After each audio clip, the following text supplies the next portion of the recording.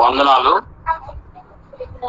పిల్లరా. మరి అవకాశం దేవాదేవుని స్తుతిస్తూ ఆయనకు స్తుతి స్తోత్రాలు సమర్పించుకుంటున్న కూడి వచ్చిన మీ అందరికి మరొకసారి శుభాలు తెలియజేస్తున్నాను. సో ఈరోజు యోహాను సువార్త మొదటి అధ్యాయం నుంచి మనం ధ్యానం చేస్తున్నాం. ముందుగా యోహాను సువార్త వచ్చిన కొంచెం ఉపోద్ఘాతన ఇంట్రడక్షన్ మీకు తెలియచేసిన తర్వాత మొదటి అధ్యాయం ధ్యానం చేద్దాం. మరి గ్రంథకర్త యోహాను గారు జబదయి కుమారులో ఒక్కడైన యోహాను గారు, యాకోబు యోహాను ఉన్నారు కదండి, యోహాను రాశారని. అదేవిధంగా మరి ఈ యొక్క సువార్త యొక్క ఉద్దేశము, యేసు ప్రభువారు దేవుడు, ఆయనే మార్గము, ఆయనే సత్యము. దీనికి ముందుగా రాయబడినటువంటి 3 సువార్తల కంటే ఇది ఆ మూడింటిని కూడా సినాప్టిక్ గాస్పెల్స్ అంటారు. సో ఇది యేసు ప్రభువారిని గూర్చిన, అంటే ఆ మూడింటి కంటే ఇది భిన్నంగా ఉంటది అన్నమాట. ఏమండి? సో అందుకని ఇది ప్రత్యేకమైన గ్రంథముగా, సువార్త పుస్తకంగా చెప్పుకోవచ్చు. అయితే ప్రియులారా, మరి దీన్ని 2 ముఖ్యమైన భాగాలుగా విభజించవచ్చు. 1 నుంచి 12వ అధ్యాయం వరకు ఒక భాగముగాను, 12వ అధ్యాయం నుంచి 21వ అధ్యాయం వరకు 2 భాగాలుగా దీన్ని విభజించుకోవచ్చు. 1వ అధ్యాయం నుంచి 11వ అధ్యాయం వరకు ఒక భాగంగాను, 12వ అధ్యాయం నుంచి 21 వరకు, మొత్తం 21 అధ్యాయాలు ఈ పుస్తకంలో ఉన్నాయి. సో 11వ అధ్యాయం వరకు ఉన్నటువంటి విషయం ఏంటి అంటే, యేసు ప్రభువారు లోకాయనంలో ఉన్నటువంటి ఆయన చేసినటువంటి పరిచర్య మీద, ఆయన చేసిన సూచక్రియల మీద మొదటి 11 అధ్యాయాలు రాయబడి ఉంది ఒక భాగంగా. తర్వాత 12 నుంచి 21 వరకు ఈ భాగంలో ఆయన చేసిన బోధలు, అదేవిధంగా శిలువ శ్రమల గురించి వివరణ, ఈ 2వ భాగంలో యోహాను గారు రాసినట్టుగా మనం చూస్తున్నాం. సో పిల్లరా, మరి ఇందులో ఇంకా ఆయన చేసినటువంటి యేసు ప్రభువారు 7 సార్లు నేనే అనే విషయాన్ని ఆయన ఉపయోగించారు. అలాగే ఇక్కడ ఇందులో ఆయన చేసినటువంటి కొన్ని సూచనలు, ఒక 7 సూచక్రియలను మనం ఇందులో చూస్తాం. యోహాను సువార్తలోనే 7 సూచక్రియలు కనిపిస్తాయి. అలాగే 7 సార్లు నేనే అనే మాటను ఆయన ఉపయోగించారు. 7 సూచక్రియలు ఏంటి అంటే, కనాన్లో నీటిని ద్రాక్షరసంగా మార్చటము. యోహాను సువార్తలోనే 2 అధ్యాయము 1 నుంచి 11 వచనాలు ఇది మొదటి సూచక్రియగా మనకు కనిపిస్తుంది. అలాగే 2వది సూచక్రియ ఏంటంటే, కపెర్నహూములో అధికారి యొక్క కుమారుని బాగు చేయటం. 4వ అధ్యాయము 46 నుంచి 54 వచనాలు కనిపిస్తుంది.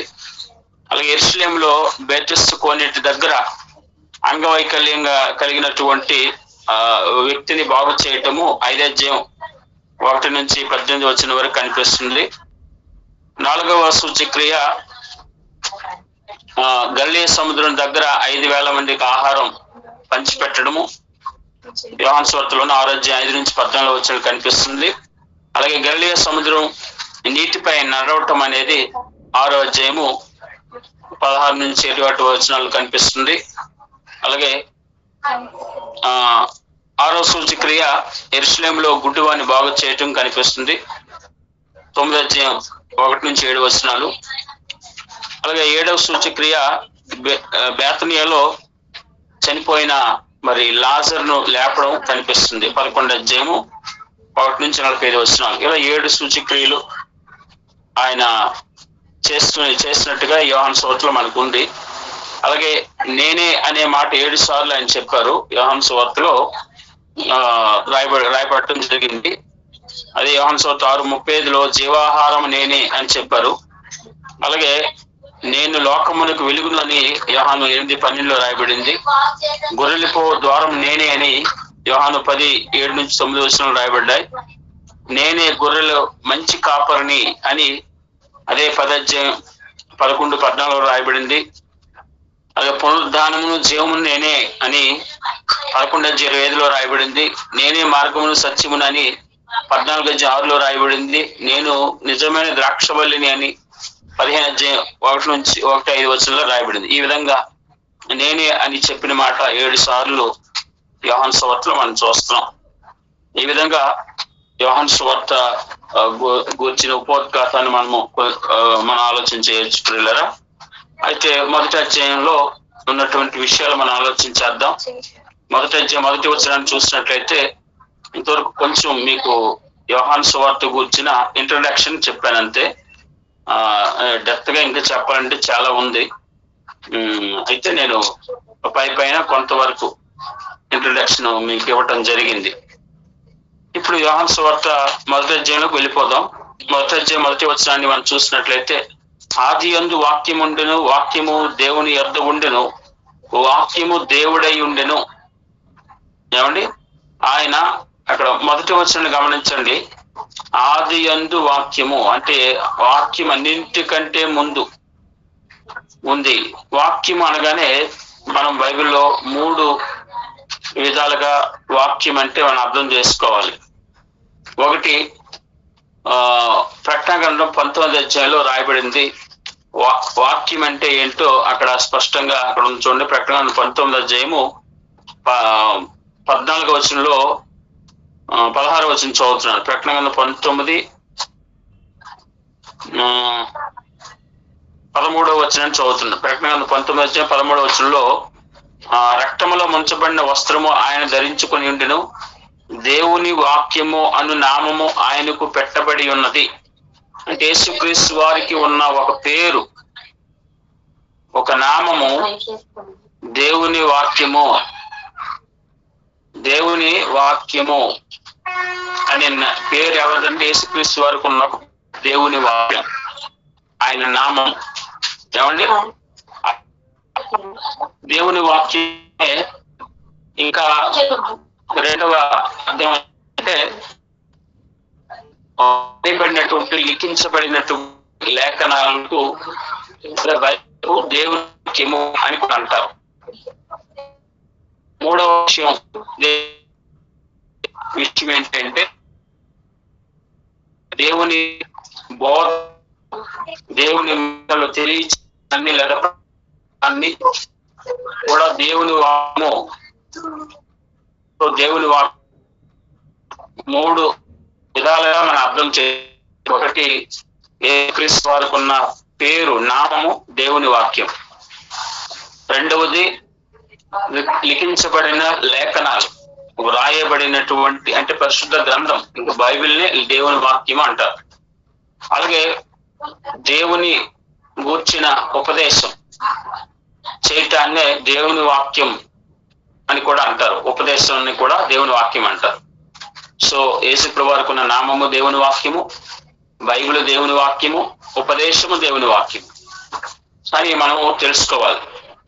ఇక్కడ దేవుని వాక్యము అనేది డైరెక్ట్ గా యేసుప్రభు వారి గూర్చే అని మనకి ఇక్కడ స్పష్టంగా తెలుసుకోవాలి. సో దేవుని వాక్యము ఆదియందు దేవుని వాక్యం ఉండడం అంటే నిత్యము. లోగోస్ అనే పదం గ్రీక్ లో ఉపయోగించబడింది.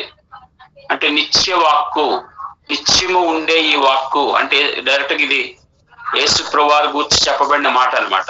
సో లోగోస్ అంటే నిత్య వాక్కు. సో గ్రీక్ లో లోగోస్ అనే పదం ఇక్కడ వాడబడింది అనమాట. కనుక ఆయన నిత్యము ఉన్నవాడు, ఏమండి అనే విషయం స్పష్టంగా ఇక్కడ ఈ వాక్యం అనే పదం బట్టి మనం అర్థం చేసుకోవాలి. సో ఈ వాక్యమే ప్రపంచమును కలిగించింది. ఒకసారి చూడండి. హెబ్రీలకు రాసినటువంటి పత్రిక, హెబ్రీ పత్రిక 11వ అధ్యాయము, హెబ్రీలకు రాసిన పత్రిక 11వ అధ్యాయంలో చూసినట్లయితే 3వ వచనం, హెబ్రీ పత్రిక 11వ అధ్యాయం 3వ వచనం, దీన్ని బట్టి పెద్దలు సాక్ష్యం పొందిరి, ప్రపంచములు దేవుని వాక్యం వలన నిర్మాణమైనవనియు, ప్రపంచములు దేవుని వాక్యం వలన అయ్యాయి. ప్రపంచములన్నీ కూడా ఎలా నిర్మించబడ్డాయి అంటే దేవుని వాక్యం వలన నిర్మించబడ్డాయి. ఏమంటే నిర్మించబడటం, ఏదైనా మన ఇల్లు నిర్మించబడింది అంటే ఎలాగా రకరకాల వస్తువులతో నిర్మించబడింది అని చెప్తాం కదా. సో ప్రపంచం అంతా కూడా యేసుక్రీస్తు వారి వలనే, ఇక్కడ దేవుని వాక్యం అంటే యేసుక్రీస్తు వారి వలనే ప్రపంచాలు నిర్మించబడ్డాయి అని స్పష్టంగా ఇక్కడ మనకు వ్రాయబడింది హెబ్రీ పత్రిక 11:3. ఏమంటే అదే విధంగా ఆయనే సృష్టికర్త, యేసుక్రీస్తు వారే ఆ వాక్యమైనటువంటి దేవుని వాక్యమైన ఆయనే సృష్టికర్త అనే విషయం ఈ వచనాన్ని బట్టి తెలుసుకోవచ్చు. అలాగే హెబ్రీ పత్రిక 1వ అధ్యాయంలో కూడా చూడండి. హెబ్రీ పత్రిక 1వ అధ్యాయము 1వ వచనం నుంచి పూర్వకాలమందు నానా సమయంలో నానా విధాలుగా ప్రవక్తల ద్వారా మన పితరులతో మాట్లాడిన దేవుడు ఈ దినముల అంతమందు కుమారుని ద్వారా మనతో మాట్లాడిన ఆ కుమారుని సమస్తమునకు వారసునిగా నియమించిన ఆ కుమారుని ద్వారా ప్రపంచంలో నిర్మించెను. సో ప్రపంచము నిర్మించింది దేవుని వాక్యము అంటే యేసుక్రీస్తు వారే ఇక్కడ. సో ఆయనే సృష్టికర్త, సర్వ లోకాలను సృష్టించింది యేసుక్రీస్తు వారే అని ఇక్కడ కూడా మనకు తెలుస్తుంది. అలాగే కొలసీలకు రాసిన పత్రికలో కూడా చూసినట్లయితే కొలసీ పత్రిక 1వ అధ్యాయంలో యేసుక్రీస్తు వారే సృష్టికర్త అని అక్కడ కూడా స్పష్టంగా చెప్పబడింది. కొలసీ పత్రిక 1వ అధ్యాయము 14వ వచనం నుంచి నేను చదువుతున్నా. కొలసీ పత్రిక 1వ అధ్యాయము 15వ వచనం నుంచి చదువుతున్నా. ఆయన అదృశ్య దేవుని స్వరూపి, సర్వ సృష్టికి ఆది సంభూతుడై ఉన్నాడు.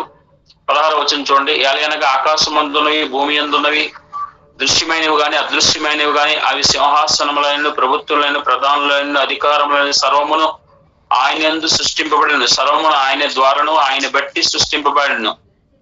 ఆయన అన్నింటికంటే ముందుగా ఉన్నవాడు, ఆయనే సమస్తమునకు ఆధారభూతుడు. ఇవంతా చూస్తే ఆయన సృష్టికర్త, యేసుక్రీస్తు వారే సృష్టికర్త అనే విషయం మనకు స్పష్టంగా ఆ దేవుని వాక్యమే సృష్టికర్త అని మనకు తెలియచేయబడుతుంది.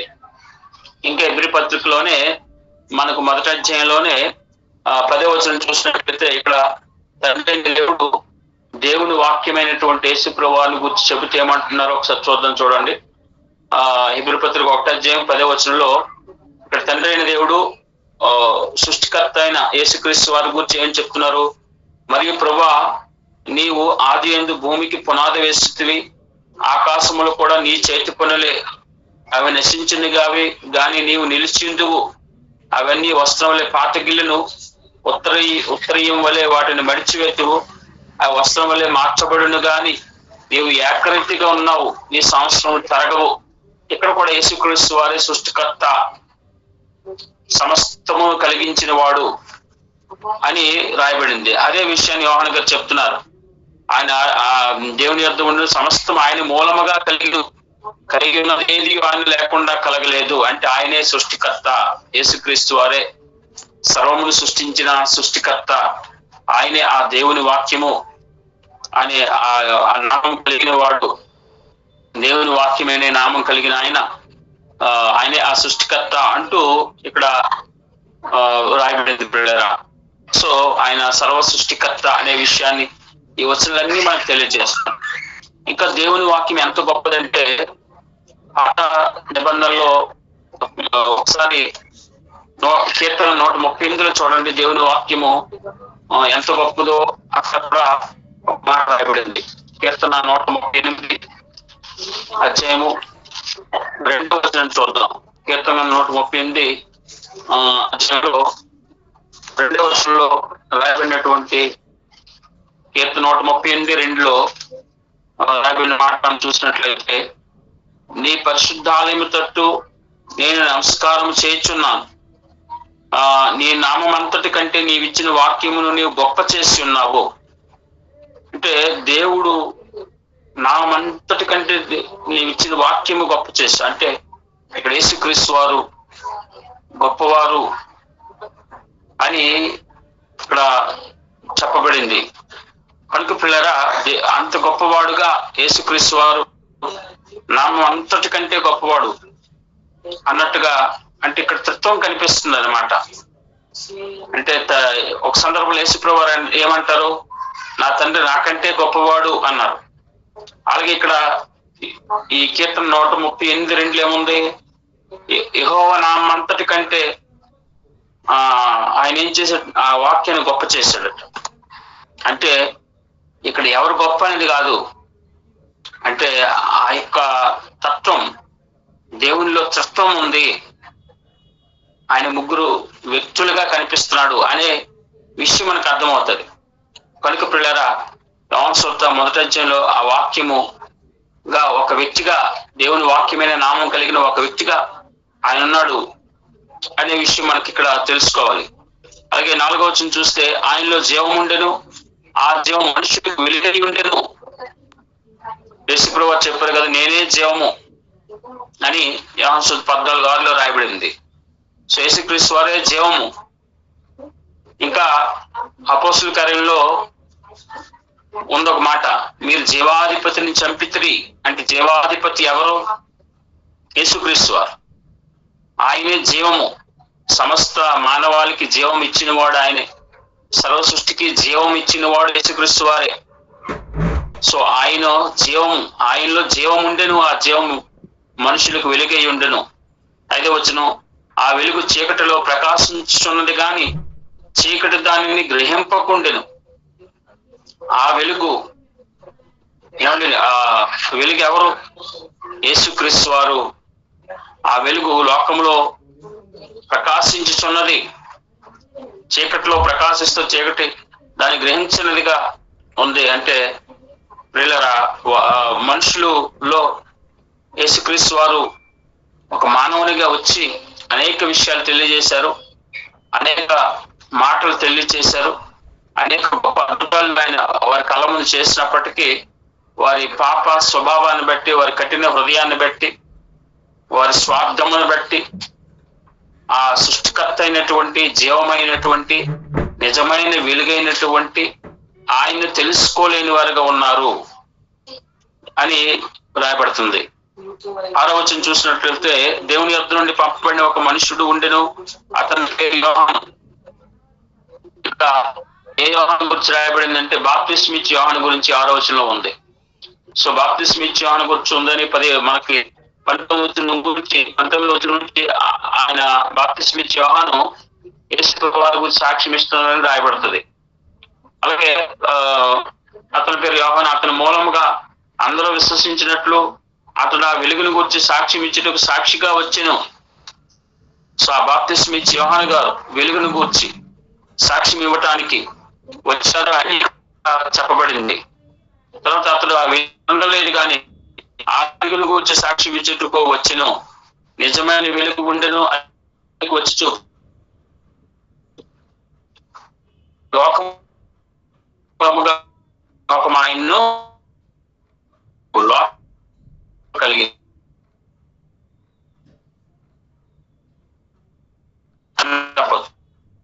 సో ఈ మనుషులందరూ ఆయన లోకం మనుషులో ఉన్నారు, కానీ ఆ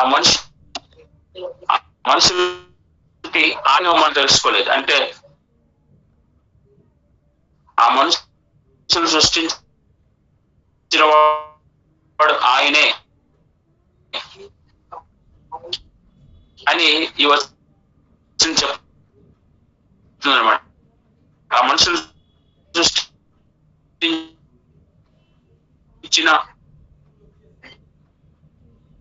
ఆయన మనుషుల మధ్యకు వచ్చాడు. మనుషులను సృష్టించిన ఆయన మనుషుల మధ్యకు వచ్చిన మనుషులు ఆయన్ను తెలుసుకోలేదు. కనుక పిల్లరా, ఇంకా 11వ వచనం చెప్తున్నాడు, ఇంకా ఘోరమైన వచ్చును అంటే యూదుల్లో అంగీకరించలేదు. తన ప్రజలుగా ఇశ్రాయేలీయులు ఎంత క్రూరులుగా, ఎంత ఆయనకి వ్యతిరేకులుగా ప్రవర్తిస్తున్నారు ఇంకా తెలుసుకోవట్లేదు. అలాగే ఇశ్రాయేల్ కోసం ప్రార్థన చేయడం నేను చెప్పట్లేదు, కానీ ఇశ్రాయేల్ ఎప్పటికీ ఇంకా 98% ఇంకా అక్కడ క్రీస్తు నమ్మని వారుగా ఉన్నారు, క్రీస్తు వ్యతిరేకులుగా ఉన్నారు. ఇంకా చెప్పండి, క్రీస్తు విరోధులుగానే వారు ఉన్నారు ఇశ్రాయేలీయులు. అప్పటి నుంచి ఇప్పటి వరకు ఆయన మెస్సీగా, ఆయన సృష్టికర్తగా అంగీకరించిన వారుగా, ఆయన నిజమైన దేవుడిగా అంగీకరించలేని వారిగా ఎప్పటికి ఇశ్రాయేలీయులు ఉన్నారు. ఏమండి, కానీ ఈరోజు చాలా మంది ఇశ్రాయేలీయులు తగ్గ సపోర్ట్ చేస్తుంటారు. ఇశ్రాయేల్ గురించి ఆలోచించేటప్పుడు కానీ, దేని గురించి అయినా ఆలోచించేటప్పుడు కానీ, వాక్యాన్ని ఎప్పుడైనా వ్యాఖ్యానించేటప్పుడు అన్ని కోణాల్లో ఆలోచన చేయాలి, అన్ని కోణాల్లో మనం సపోర్ట్ చేయాలి.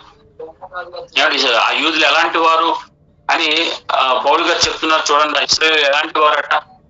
తెస్సలోనికీయులకు రాసినటువంటి మొదటి పత్రికలో, తెస్సలోనికీయులకు రాసినటువంటి మొదటి పత్రిక 2వ అధ్యాయము, మొదటి తెస్సలోనికీయుల పత్రిక 2వ అధ్యాయం 15వ వచనం, ఆ యూదులు తమ పాపములు ఎల్లప్పుడూ సంపూర్తి చేయుటకై ప్రభువైన యేసును ప్రవక్తలను చంపి మమ్మల్ని హింసించి అన్ని జనులు రక్షణ పొందుటకై వారితో మేము మాట్లాడకుండా మమ్మల్ని ఆటంకపరచుచు దేవునికి ఇష్టలు కానివారును మనుషులందరికీ విరోధులనై ఉన్నారు.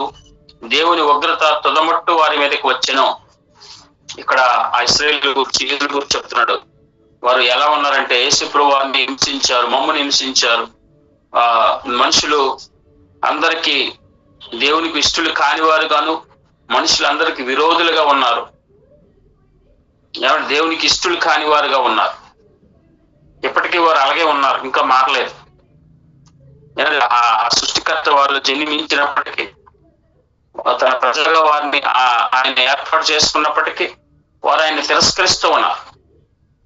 ఏమండి, అప్పుడు చాలా మంది క్రైస్తవులు ఇశ్రాయేల్ సపోర్ట్ చేస్తూ ఉంటారు. ఓకే, వారి కోసం ప్రార్థన చేయాలి, కానీ వారేదో ఏమండి గొప్ప పరిశుద్ధుల్లాగా, లేదంటే వారేదో క్రీస్తుని అంగీకరించేసి క్రీస్తుని ప్రకటించేస్తున్న వారిలాగా క్రైస్తవులతో సమానులుగా వారిని హెచ్చిస్తుంటారు చాలా మంది. వారు క్రీస్తుని ఇంకా అంగీకరించలేదు, వారు క్రీస్తుకు విరోధులుగా ఉన్నారు. ఆయన్ని క్రూరంగా హింసించి సిలువేసింది వారే. కనుక ప్రియులారా, ఆయన స్వకీయుల దగ్గరికి వచ్చిన వారు అంగీకరించిన వారుగా ఉన్నారు. కనుక మనము ఒక విషయాన్ని చెప్పేటప్పుడు లేదా వ్యాఖ్యానించేటప్పుడు అన్ని కోణాల్లో దృష్టిలో పెట్టుకొని చేయాలి. ఇశ్రాయేల్ గురించి మాట్లాడేటప్పుడైనా అన్ని కోణాల్లో ఆలోచన చేస్తూ వారి గురించి మాట్లాడాలి. కానీ ఏకపక్ష ధోరణిలో ఈరోజు చాలా మంది క్రైస్తవులు ఇశ్రాయేలుకు సపోర్ట్ చేస్తున్నారు. ఏకపక్ష ధోరణిలో చేయకూడదు. వాక్యము ఏ కోణంలో చెబుతుందో వారిని ఎప్పటికీ ఆయన్ని అంగీకరించిన వారుగా, దేవునికి ఇష్టలు కాని వారుగా, దేవుని ఉగ్రతను వారు చూస్తున్నారు ఇప్పుడు. ఏమండి, సో పిల్లరా, అంత క్రూరులుగా ఉన్నారు యూదులు. కాబట్టి గమనించండి, ఇశ్రాయేలుకి ఎల్లప్పుడూ ఏకపక్షంగా సపోర్ట్ చేస్తున్న వారు గమనించాలి క్రైస్తవులు. కనుక పిల్లరా, మనం అన్ని కోణాల్లో ఆలోచన చేయాలి. తర్వాత 10వ వచనం 9వ వచనం చూసినట్లయితే, అతడు వెలుగై ఉండలేదు కానీ ఆ వెలుగును గూర్చి సాక్ష్యం ఇచ్చుటకు అతడు వచ్చెను. అంటే యోహాను బాప్తిస్మం 11వ వచనం చదువుతున్నాం కదండి, 11, 12వ వచనం నుంచి, తను ఎందరు అంగీకరించారో వారందరికీ, అనగా తన నామం ముందు విశ్వాసం ఉంచిన వారికి దేవుని పిల్లలకుటకు ఆయన అధికారం అనుగ్రహించెను. ఇప్పుడు దేవుని పిల్లలంటే ఎవరు?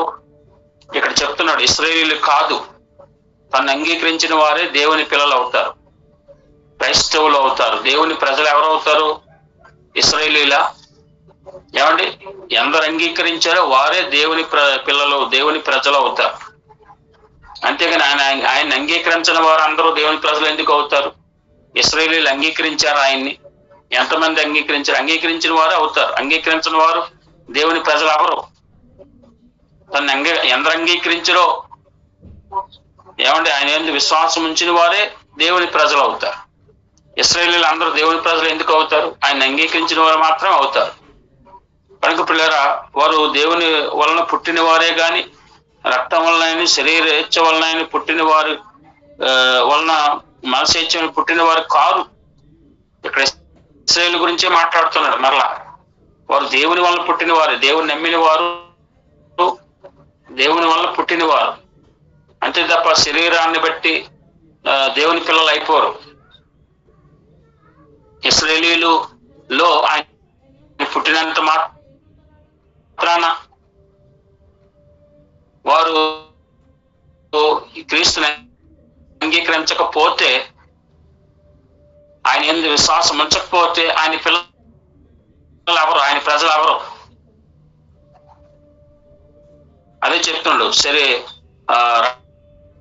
రక్తం వలన మాంసం వలన వారు పుట్టిన వారు కారు.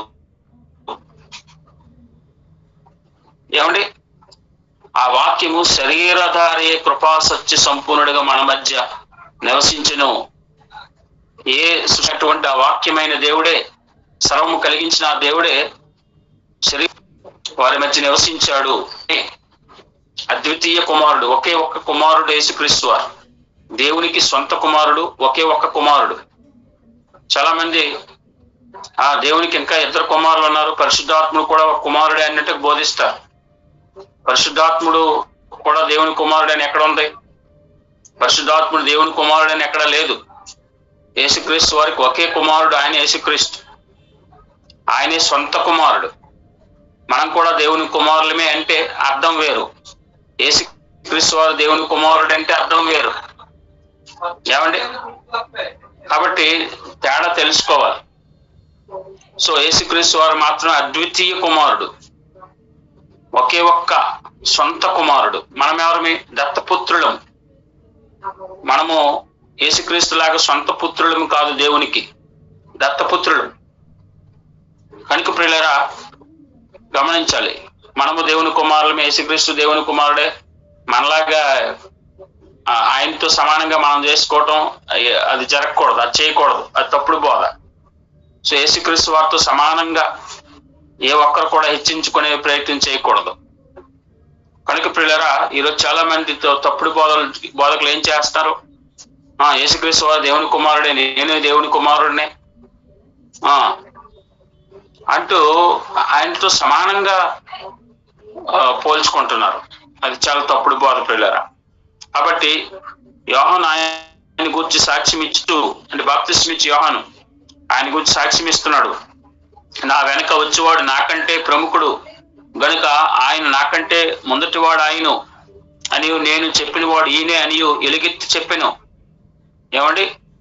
యోహాను సాక్ష్యం ఇస్తున్నాడు, ఇదిగో నాకంటే వెనక వస్తున్నవాడు నాకంటే ప్రముఖుడు, ఆ మెస్సీ కోసం నేను మార్గం సిద్ధపరచడానికి వచ్చిన ఒక స్వరాన్ని నేను అంతే అని తను తగ్గించుకుంటున్నాడు యోహాను గారు మెస్సీ దగ్గర. ఆ ధర్మశాస్త్రం ధర్మశాస్త్రం మోసే ద్వారా అనుగ్రహించబడిను, కృపయు సత్యం యేసుక్రీస్తు ద్వారా కలిగిను. ఎవడైనా దేవుని చూడలేదు. ఎవరు కూడా ఇప్పుడు కూడా దేవుని చూడలేదు. అంటే ప్రియులారా ఆయన్ను ఆత్మస్వరూపిగా, ఆయన అసలైన స్వరూపాన్ని, నిజ స్వరూపాన్ని ఏ మనిషి చూడలేదు. సో మానవుడిగా ఉన్నంత కాలం ఏ మనిషి కూడా ఆత్మస్వరూపుడిగా ఉన్నటువంటి దేవుని నిజ స్వరూపాన్ని చూడలేరు. కానీ మరి దేవుని చూశారని ఉంది కదండి? అవును, ఉంది. కానీ వారికి చూడగలిగే రీతిగా ఆయన కనిపించాడు. అదవుతుందండి. ఆయన అసలు విశ్వరూపాన్ని ఎవరు చూడలేదని దాని అర్థం. కనుక దేవుని యొక్క విశ్వరూపాన్ని ఎవరు చూడలేదు. ఆయన వారు చూడగలిగే విధంగా ఒక మానవుడిగా వచ్చాడు. ఆయన చూడగలిగే విధంగా తన మహిమను తగ్గించుకొని కనిపించాడు. ఏమండి? సో యెషయా 6వ అధ్యాయంలో యెషయా చూసినట్టుగాను, నిర్గమకాండం 33లో మోషే చూసినట్లుగాను, అలాగే హృదయ శుద్ధి గలవారు ధన్యులు, వారు దేవుని చూచెదరు అని కూడా రాయబడింది. దేవుని చూస్తారంటే ఆయన విశ్వరూపాన్ని కాదు, వారు చూడగలిగే రీతిగా ఏమంటే చూస్తారు అని దాని అర్థం. దర్శనాల్లో కళలో చూస్తారు అని దాని అర్థం. కనుక పిల్లరా అదే చెప్తున్నాడు ఇక్కడ. అద్వితీయ కుమారుడే ఆయనను బయలుపరిచిన అద్వితీయ కుమారుడే. అద్వితీయ కుమారుడిని చూస్తేనే దేవుడు ఎవరో అర్థమవుతుంది. యేసుక్రీస్తు వారిని విశ్వసిస్తేనే దేవుడు ఏంటో అర్థమవుతుంది. యేసుక్రీస్తు వారిని విశ్వసించకపోతే దేవుడు గురించి ఎవరు అర్థం చేసుకోలేరు. దేవుడు అంటే అర్థం అవ్వదు ఎవరికి. యేసుక్రీస్తు వారిని నమ్మితేనే అర్థమవుతారు దేవుడు ఏంటో అని చెప్తున్నాడు. 19వ వచనంలో నీవు ఎవడవని అడుగుటకు యూదులు యెరూషలేము నుండి యాజకులను లేవీలను యోహాను వద్దకు పంపినప్పుడు అతను ఇచ్చిన సాక్ష్యం ఇదే. అతడు ఎరగననక ఒప్పుకొనెను, క్రీస్తును కానని ఒప్పుకొనెను. కాగా వారు, మరి నీవెవడు, నీవు ఏలియావా అని అడగగా కాను అనెను. నీవు ఆ ప్రవక్తవా అని అడగగా కాను అనెను. మరి ఏలియావా అని అడుగుతున్నారు. బాప్తిస్మా ఇచ్చే యోహాను గారు నేను కాదు అంటున్నాడు. ఆయన తన ఐడెంటిటీని పెంచుకోవాలని చూడట్లేదు. చూడండి, అధికారులు పంపిస్తున్నారు అన్నమాట. ఆయన పరిచర్యని బట్టి ప్రజలు ఆకర్షితులు అవుతున్నారు. బాప్తిస్మా ఇచ్చే యోహాను గారు చేస్తున్నటువంటి పరిచర్యకు అక్కడ ప్రజలు ఆకర్షితులే, అధికారులు కదిలిపోయారు. ఇదేంటి ఎవరైనా ఎవరు ఆ ప్రవక్త? ఆ ప్రవక్త అంటే ఎవరు? ద్వితీయోపదేశకాండ 18వ అధ్యాయంలో చెప్పబడిన ప్రవక్తవా నువ్వు అంటే నేను ఆ ప్రవక్తను కూడా కాదు. ఆ ప్రవక్త అంటే ఎవరంటే యేసుక్రీస్తు వారే. ద్వితీయోపదేశకాండ 18వ అధ్యాయంలో రాయబడినటువంటి ఆ ప్రవక్తవా అని అడుగుతున్నారు. నేను ఆ ప్రవక్తను కాదు. మరి ఏలియావా అంటే ఏలియాని కూడా నేను కాదు. ఎందుకంటే ఏలియా కూడా వస్తాడని రాయబడింది కదా. కాబట్టి ఏలియా బాప్తిస్మా ఇచ్చే యోహాను ఏలియా కాదు. ఏలియా లాంటి స్వభావం కలిగిన వాడిగా ఉన్నాడు. కనుక ప్రియులారా, ఏలియా వస్తాడంటే అవును, అది జరగబోతుందని ఏమండి యూదులు నమ్మారు. అది భవిష్యత్తులో ఉంది ఏలియా రాకడ. కనుక ప్రియులారా, ఇప్పుడు యేసుప్రభువు వారు బాప్తిస్మా ఇచ్చే యోహాను ఏలియా వంటి స్వభావం కలిగి వచ్చింది బాప్తిస్మా ఇచ్చే యోహానే అని కూడా చెప్పారు. కనుక ప్రియులారా, ఇక్కడ బాప్తిస్మా ఇచ్చే యోహాను నేను ఏలియాని కాదు అని స్పష్టంగా చెప్పారు. కనుక ప్రియులారా, ఏలియా వంటి స్వభావం కలిగిన వాడే, ఏలియా వంటి క్రియలు చేసిన వాడే అని మనం తెలుసుకోవాలి. ఆ తర్వాత ఎవరు అంటే ఆన్సర్ చెప్పాడు బాప్తిస్మా ఇచ్చే నువ్వెవరు మరి అంటే, అప్పుడు యెషయా ప్రవక్త ద్వారా చెప్పబడినట్లు యెషయా గ్రంథం 40వ అధ్యాయంలో మీరు చూస్తే అక్కడ ఉంటది. ఏమని యెషయా ప్రవక్త ఏం చెప్పాడు? ప్రభు త్రోవ సరళం చేయడి అని అరణ్యములో ఎలుగెత్తి చెప్పు ఒకని శబ్దము. అరణ్యంలో ఎలుగెత్తి చెబుతున్న ఒకని శబ్దము, ఆ యొక్క స్వరం నేనే. అరణ్యంలో ప్రభు త్రోవను సరళం చేయండి అనే ప్రకటించేటటువంటి స్వరం నేనే. ఆయన గూర్చి, ప్రభువుని గూర్చి ప్రకటించే స్వరం, మెస్సీ గూర్చి ప్రకటించే స్వరం నేను అని చెప్తున్నాడు. తర్వాత పంపబడిన వాడు పరిసయ్యులకు చెందినవారు. వారు నీవు క్రీస్తు అయినను ఏలియా అయినను ఆ ప్రవక్త అయినను కాని ఎడల ఎందుకు బాప్తిస్మా ఇచ్చున్నావని అడగగా యోహాను నేను నీళ్లలో బాప్తిస్మా ఇచ్చుచున్నాను గాని నా వెనక వచ్చి ఉన్నవాడు మీ మధ్య ఉన్నాడు, మీరు ఆయన్ను ఎరగరు. ఆయన చెప్పులు వాడును ఇప్పటికైనా నేను యోగ్యుని కానని వారితో చెప్పిన. ఇక్కడ ఇంకా తగ్గించుకుంటున్నాడు బాప్తిస్మా ఇచ్చే యోహాను గారు. ప్రభువాని గురించి తగ్గించుకుంటూ మాట్లాడుతున్నారు. ఏమని? ఇదిగో నేను ఆ స్వరాన్ని అని చెప్తూ తర్వాత ఏమన్నాడు బాప్తిస్మా ఇచ్చే యోహాను గారు? నేను చెప్పులు వారు విప్ప కూడా యోగ్యుని కాదు. అయితే ఎందుకు నువ్వు బాప్తిస్మా ఇస్తున్నావు అంటే, నేను నీళ్ళలో బాప్తిస్మా ఇస్తున్నాను కానీ నా వెనక వచ్చేవాడు పరిశుద్ధాత్మలో బాప్తిస్మా ఇస్తాడు. చాలా మంది నీటి బాప్తిస్మా ఇచ్చేసి ఏమంటారు, కొంతమంది సేవకులు మేమే ఆత్మీయ తండ్రులు అయిపోయిన వాళ్ళకి మేమే వీళ్ళు రక్షించినట్టుగా బోధిస్తారు. నీళ్ళలో బాప్తిస్మా ఇచ్చినంత మాత్రం ఎవరు రక్షించబడిపోరు. ఏమంటే యేసుక్రీస్తు వారు బాప్తిస్మం ఆత్మలో అగ్నితో యేసుక్రీస్తు వారు ఎవరికైతే బాప్తిస్మం ఇస్తారో వారే నిజమైన మారు మనసు పొందినవారు. నీటిలో బాప్తిస్మం పొందిన వారు అందరూ నిజమైన మారు మనసు పొందేసినట్టు, లేదా వారు ఏదో రక్షణలోకి వెళ్ళిపోయినట్టు చాలా భావిస్తారు. అసలు బాప్తిస్మంలో మొదటి స్టెప్ నీటి బాప్తిస్మం. కనుక ప్రియులారా, బాప్తిస్మంలో స్థాయిలు ఉన్నాయి. నీటి బాప్తిస్మం, తర్వాత ఆత్మ బాప్తిస్మం, అగ్ని బాప్తిస్మం పొందుకోవాలి. ఆత్మలో బాప్తిస్మం యేసుక్రీస్తు వారు మాత్రమే ఇస్తారు. సో ఇక చెప్పాలంటే బాప్తిస్మం ఇచ్చి యోహానుకు బాప్తిస్మం ఇచ్చింది కూడా యేసుక్రీస్తు వారే అని చెప్పాలి. ఏమండి? సో ప్రియులారా, అలాంటి వాడు యేసుక్రీస్తు వారు ఆత్మలో బాప్తిస్మం ఇస్తాడు ఆయన అని ఇక్కడ బాప్తిస్మం ఇచ్చి యోహాను గారు ఆయన గురించి చెప్తున్నారు. కాబట్టి మీరు ఆయన్నే తెలుసుకోండి, ఆయన మీ మధ్య ఉన్నాడు. ఇదిగో మీ మధ్య తిరుగుతున్నాడు, ఆయన మెస్సయ్యగా, ఆయన ఆ మెస్సయ్య అని చెప్తున్నాడు అనమాట వారికి. అయినా వారు గుర్తించిన వారిగా ఉన్నారు. అంటే యేసుప్రభు వారి గురించి చెప్పాడు ఇవన్నీను. ఆ తర్వాత చూసినట్లయితే అక్కడ తగ్గించుకొని చెప్పడము, ఆ తర్వాత నేను ఆయన ఎరగను గాని దేవుడు నాకు ఆయన బయలుపరిచాడు, ఆ మెస్సయ్య ఆయనే అని అప్పుడు నేను తెలుసుకోగలిగాను. అంటే బాప్తిస్మం ఇచ్చి యోహాను గారు కూడా యేసుప్రభు వారిని గురించి ముందుగా తెలుసుకోలేని వానిగా, దేవుడు బయలుపరిస్తే గాని ఎరగని వాడిగా ఉన్నాడు. కాబట్టి యేసుప్రభు వారిని ఎవరైనా తెలుసుకోవాలంటే దేవుడు బయలుపరిస్తే గాని, ఆత్మ పొందితే గాని యేసుక్రీస్తు వారి గురించి ఎవరు స్పష్టంగా ఎరగలేరు పిల్లరా. అందుకనే కొరింథీయులకు రాసినటువంటి మొదటి పత్రిక 12వ అధ్యాయం చూడండి. మొదటి కొరింథీ పత్రిక 12వ అధ్యాయము మరియు మొదటి కొరింథీ 12 మొదటి వచనం, మరియు సహోదరులారా, ఆత్మ సమానమైన వరముల గురించి మీకు తెలియకుండా నాకు ఇష్టం లేదు. మీరు అన్యులై ఉన్నప్పుడు మీరు మోగ విగ్రహాలను ఆరాధించుటకు ఎటుపడినట్టు నడిపించబడితేరని మీకు తెలియను. ఇందుచేత దేవుని ఆత్మ వలన మాట్లాడేవాడు ఎవడను యేసు శాపగ్రస్తుడని చెప్పడనియు, పరిశుద్ధాత్మ వలన తప్ప ఎవడను యేసు ప్రభు అని చెప్పలేడని నేను మీకు తెలియజెప్పుచున్నాను.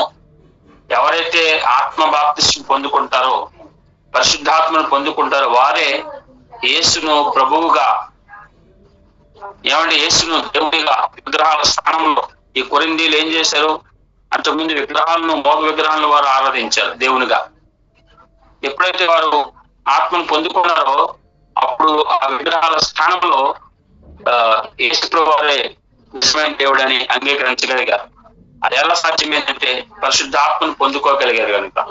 పరిశుద్ధాత్మను పొందిన వారే యేసుక్రీస్తు వారిని సత్యదేవునిగా, నిజదేవునిగా నమ్మగలుగుతారు. అదే ఇక్కడ బాప్తిస్మం ఇచ్చి యోహాను గారు చెప్తున్న మాట. సో ఆయనే, నేను ఇప్పుడు అలాగే తెలుసుకున్నాను, ఆత్మను బట్టే, పరిశుద్ధాత్మను బట్టి నేను ఆయనే ఆ మెస్సయ్యని గ్రహించగలిగాను, లేకపోతే నాకు తెలీదు అని అంటున్నాడు 30వ వచనంలో.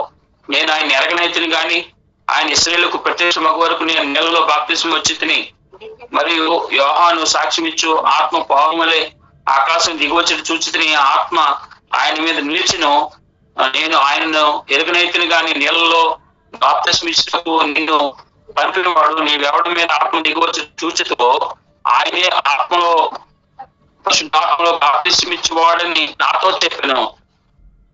ఎవరి మీద ఆత్మ దిగిరావడం నువ్వు చూస్తావో, ఆ పౌరంగా ఆత్మ దిగవస్తుడు నువ్వు చూస్తావో, ఆయనే ఆత్మలో బాప్తిస్మం ఇచ్చేవాడు, పరిశుద్ధాత్మతో బాప్తిస్మం ఇచ్చేవాడు ఆయనే అని అప్పుడు గ్రహించగలిగాడు. కనుక పిల్లరా, ఆ విషయాన్ని మనము ఎరగాలి. ఆయన ఆత్మలో బాప్తిస్మం ఇచ్చేవారు అనే విషయం మనం తెలుసుకున్నాం పిల్లరా. మరునాడు మళ్ళా యోహాను అతని శిష్యులను ఇద్దరు నిలుచుండగా ఇక్కడ నుంచి 35 నుంచి 51 వరకు చూస్తే యోహాను గారు ఆ శిష్యులను యేసుప్రభు శిష్యులుగా మారుస్తున్నాడు. ఇగో ఆయనే గొర్రెపిల్ల, బలబోయే గొర్రెపిల్ల, కాబట్టి ఆయన వెంబడించండి అని యోహాను గారు చెప్తున్నారు. మాట్లాడు.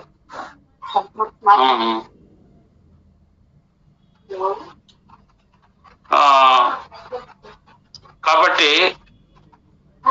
ఈ విధంగా ఆ యోహాను వెంబడించిన వారు, ఆ శిష్యులు అక్కడి నుంచి ఎవరిని వెంబడిస్తున్నారు? ప్రభువారిని వెంబడిస్తూ వచ్చారు. ఏమంటే అక్కడ మొదటిగా వెంబడించిన శిష్యుల్లో ఎవరు కనిపిస్తున్నారు మనకి? ఇక్కడ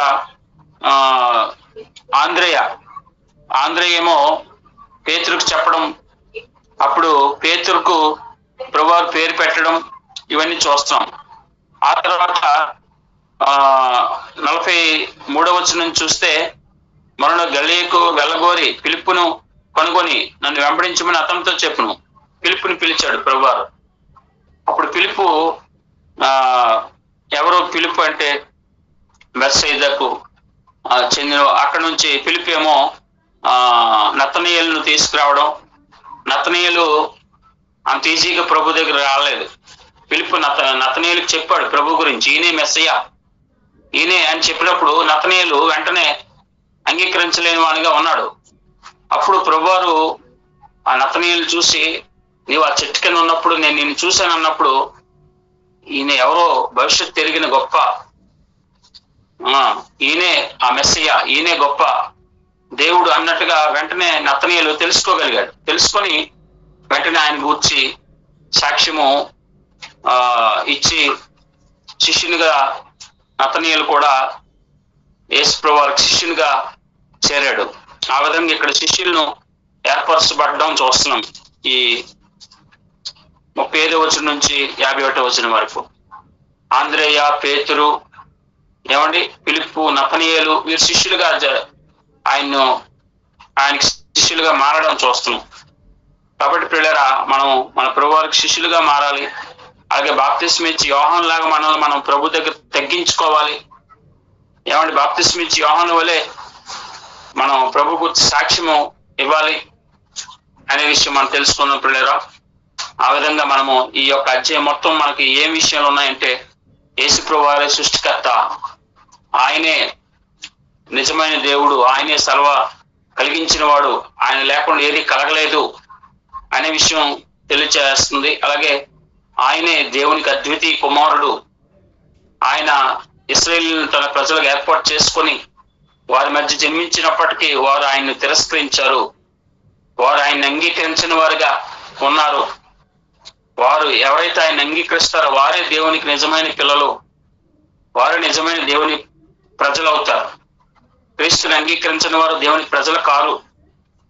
ఏమండి, అలాగే అని చెప్తూ ఆయనే అద్వితీయ కుమారుడు, ఆయనే మనకు ఒక శరీరాన్ని ధరించుకుని ఆ సృష్టికర్త అయిన ఆయనే మానవులకు మానవులు చూడలేని ఆయన మానవులు కనబడే విధంగా వచ్చాడు. మానవులు చూడలేని ఆయన మానవులు చూసే విధంగా వచ్చాడు. మానవులు మాట్లాడలేని ఆయన మాట్లాడే విధంగా వచ్చాడు అని ఈ అధ్యాయం మొత్తం తెలియజేస్తాం. అలాగే బాప్తిస్మం ఇచ్చి యోహాను సాక్ష్యము, ఆయన ఏ విధంగా ప్రభు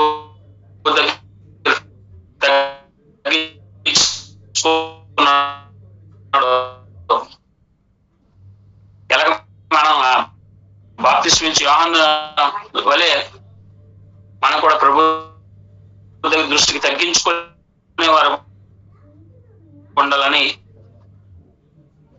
అలాగే ఆయన శిష్యులు మొదటిగా ఆంద్రేయ, పేతురు, ఫిలిప్పు, నతనయేలు శిష్యులుగా ఆయనకు శిష్యులుగా చేరడం, ఆయనతో పాటు పరిచయాలు కొనసాగడం మనం చూస్తున్నాం. సో ఈ అధ్యాయం మొత్తం కూడా మనం తెలుసుకోవాల్సిన విషయం, ఆయనే సృష్టికర్తని, ఆయన అద్వితీయుడని, అద్వితీయ కుమారుడని, ఆయనే ఆత్మలో బాప్తిస్మం ఇచ్చేవాడని, పరిశుద్ధాత్మలో బాప్తిస్మం ఇచ్చేవాడు ఆయనే అని, అలాగే తగ్గింపు కలిగిన వారుగా ప్రభు దృష్టికి తగ్గింపు జీవితం కలిగి ఆయన గురించి సాక్ష్యం ఇచ్చేవారికి ఉండాలని, చేరాలని, ఆయన శిష్యులుగా మనం వచ్చి ప్రకటించవలసిన వారికి ఉన్నామని అయితే ఏమంటే ప్రభు పిలుపుకు లోబడి నతనయేలును ప్రభు శిష్యులుగా చెయ్యాలి. ఆమేన్. ప్రభు గారికి మీ అందరికీ శుభాలు, వందనాలు. దేవుడు మీ అందరిని దీవించిన ప్రైజ్ అందరికీ ప్రైజ్లా ప్రార్థన చేసుకున్న పరిశుద్ధుగా ప్రేమగల మా తండ్రి, వందనాలు. ఎంతవరకు నీ వాక్యం ద్వారా అనేక విషయాలు నేర్చుకున్నాం తండ్రి, ఇంకా అనేక విషయాలు నేర్చుకోవడానికి చూపించండి. నీ బిడ్డలు అనేక మాటలు విన్నారు నేను భావిస్తున్నాను. ప్రభా, మీరే నిజమైన సృష్టికర్తని, నిజమైన వెలుగని, దేవా నేను బాప్తిస్మం ఇచ్చేవారు మీరే అని, ఆత్మలో బాప్తిస్మం ఇచ్చే దేవుడు మీరని, దేవ అద్భుత తండ్రి అయినా దేవ మా యొక్క నిజమైన గురువు మీరని నేర్చుకోగలిగాం. ఇంకా నేర్చుకోవడానికి చూపించండి. నీ బిడ్డలను దీవించండి. గణేష్ గారిని నేను ఈ యొక్క సాహసం నడిపిస్తున్నటువంటి నీ కుమారుని దీవించండి, ఆస్వాదించండి. మరి ఇంకా జాయినటువంటి ప్రతి ఒక్కరిని పేరు జ్ఞాపకం చేసుకుని దీవించి వర్ధలు చేయమని యేసుక్రీస్తు వారి పేరు ప్రార్థన అడుగుచు వేడుకుంటున్నాం తండ్రి. ఆమేన్. ఆశ్రమం తీసుకున్న పరమ తండ్రి అయిన దేవుని ప్రేమయు, మన ప్రభువైన యేసుక్రీస్తు వారి కృపయు, పరిశుద్ధాత్మ దేవుని అన్యోన్య సహవాసం సదాకాలం మనందరికి తోడై నడిపించును గాక. ఆమేన్. ఆమేన్. అమ్మ అందరికీ వందనాలు. Praise the lord. చాలా బాగా చెప్పుకొచ్చారు. Praise lord. అమ్మా వందనాలు. Praise lord. Thank you Balapuram గారు. వందనాలండి. వందనాలండి. Praise lord. సత్యం గారు వందనాలు. బాగున్నారు కదా? చెప్పండి. ఇప్పుడు ఇశ్రాయేల్ ప్రజలు దేవుని పిల్లలు కాదండి. అయితే యేసు ప్రభు వారు సంతానం అవరా? ఎందరు అంగీకరించారు వారందరూ దేవుని పిల్లలు. మాత్రమే దేవుని కుమారుని అనుకున్నాం. అదే అంటే ఒక కోణంలో మనం ఆలోచన చేయకూడదు. మన అన్ని కోణాల్లో మనం ఆలోచించాలి. ఏకపక్షంగా మనం ఆలోచన చేయకూడదు కదా. అంటే దేవుని పిల్లలు కారా అంటే వారు అంగీకరించకపోతే మరి కాలేరు కదా. అంగీకరించేంత వరకు మరి వారు కాలేరు, అంతే కదా.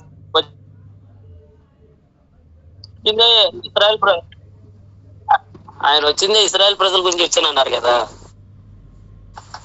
ఇశ్రాయేల్ గురించి వచ్చారు, సర్వలోకం గురించి కూడా వచ్చారు కదా. బ్రదరు చెప్పండి. హలో, సర్వలోకం గురించి కూడా వచ్చారు.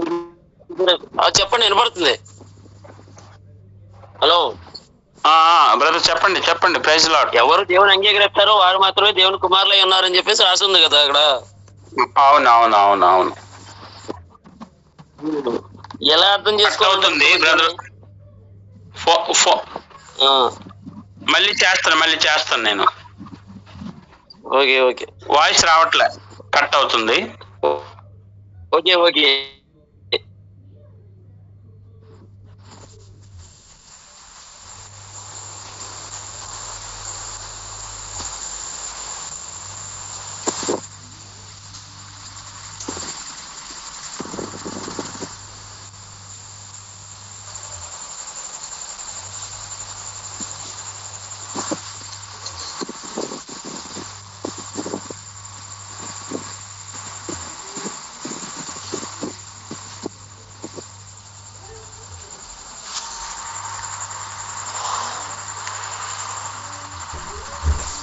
బాబు ముత్తేశ్వరరావు గారు, ఆనంద్ గారు కలిపి ఫోటో దిగారా? అంటే ఇప్పుడు ఈ ఫోటో పెట్టుకుంటే